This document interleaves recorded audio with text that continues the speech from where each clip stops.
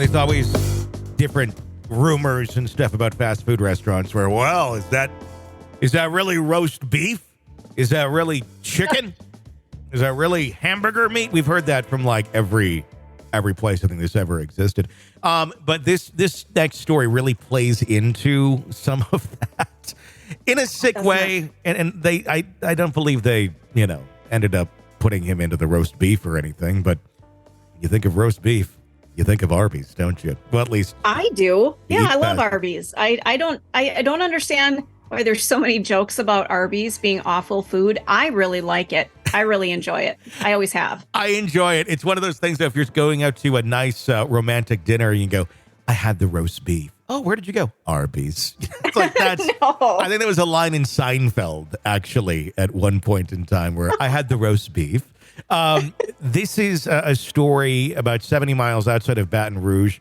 According to the police there, a deceased body was found inside the freezer of the Arby's fast food restaurant in New Iberia, Louisiana.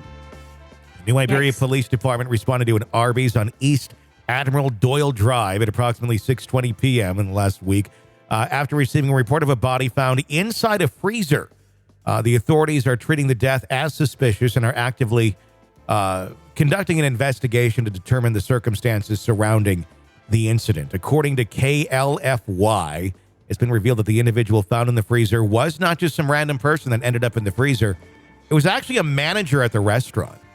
Uh-oh. But they've not identified which manager it was.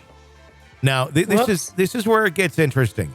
They're treating it as suspicious, but they don't suspect foul play. I don't understand what that means. Yeah, what does that mean? Does that mean maybe the person was suicidal and decided to go like the most painful possible way? I mean, you could just have a heart attack in the freezer and die, or if you went in the freezer and had maybe not even a heart attack, just something that debilitated you and you were unconscious, you could also die that way from hypothermia. But is that suspicious? See, I don't know. It's not natural. I mean, I guess it is natural, but it's not suspicious. I think would involve other people. Yeah. I don't know, because I'm the terminology is always so confusing on this. It's not suspicious. We're treating it as suspicious, but we're not suspecting foul play. So foul play, would that mean, let's just say somebody accidentally locked the door and the manager couldn't get out, nobody could hear them? Maybe. So maybe it's suspicious, but it wasn't intentional. Have you ever been locked? That's the only thing I can think of. Have you ever been locked in a walk-in freezer?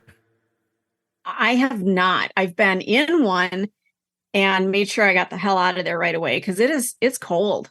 It is. I remember when I did culinary school for a few years way back in the day, and we would go into the walk-in sometimes, and sometimes just for snacks. And I remember going in there and like, ooh, olives, and like, ooh, this giant thing of feta cheese. All this stuff that then you go in there, like you kind of make a plate, you eat it quick. And then like, oh God, the door doesn't open anymore. And I remember being stuck in there a few times during that. And freezers should have a way for you to get out, but sometimes they're not in the best of conditions. And sometimes there's ways that they can get stuck or locked. So I don't know. The entrances to the restaurant have been cordoned off with crime scene tape preventing access. While an investigator in white colored overalls, or white coveralls rather, stood outside. As news on the incident continues to spread, lots of people are now, spreading their feedback or their theories or what it may be. But that would be disturbing to find when you walk into the walk-in freezer at work and there's your manager dead. It depends. I've had some really awful managers. I'm sorry, I'm going to say it out loud. Be like, huh. Would you just continue on like, oh, that's interesting. We need more pickles over by the baked potato bar. And yeah, we've got a job to do. People need to eat food. This is Arby's. Let's go. We need more of that honey baked ham. Where is it? It's underneath his left thigh. And some horsey sauce while you're in there. Horsey sauce. It's a good thing those things are like prepackaged and you can't. Well, that's true. That's true. Although, what about the ones that go into the giant, push containers where you get the little ramekin cup out, and then because those well, that could be contamination unless it's just in a big vat. That may make you question, what's in the horsey sauce. I also do wonder, in a situation like this, there's a body in the freezer. Do you have to throw all the other food out then because the body's in there, even if it hasn't touched it? Technically, you would think, yes, you should. But if it's properly wrapped, what difference does it make? I don't know that there's truly a serve safe guideline on that. Serve safe is what regulates a lot of these things with OSHA, and you have to be certified this way or that way. But I remember taking those classes, and I don't think there was ever an incident where, it recognized a dead body in the freezer. It recognized, blood or cross-contamination or fluids getting into things, and you got to get rid of it.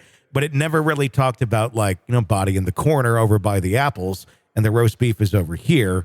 Never really cross-contaminated with anything, but do you get... And it's a body in a freezer. So... you're not going to have... It's not like there's going to be fluid leaking anywhere. Yeah, it's not necessarily dripping things at that moment in time. Well, at least one would hope, Well, as long as the freezer is at its optimum temperature. That would be the next question. Yeah, that's the other question. Did they suddenly get knocked down a grade? And does the restaurant ever reopen? I would imagine it will. It'll be always known as the Arby's, where that one guy died all those years ago. Good times, Murder in the morning. It's horrible, but I guess it's better than the story of the guy at the Arby's who was doing stuff into the Jamocha shakes. Oh, God. That was a bad one. That was a bad one. Fluids involved. From the Hit Killers podcast.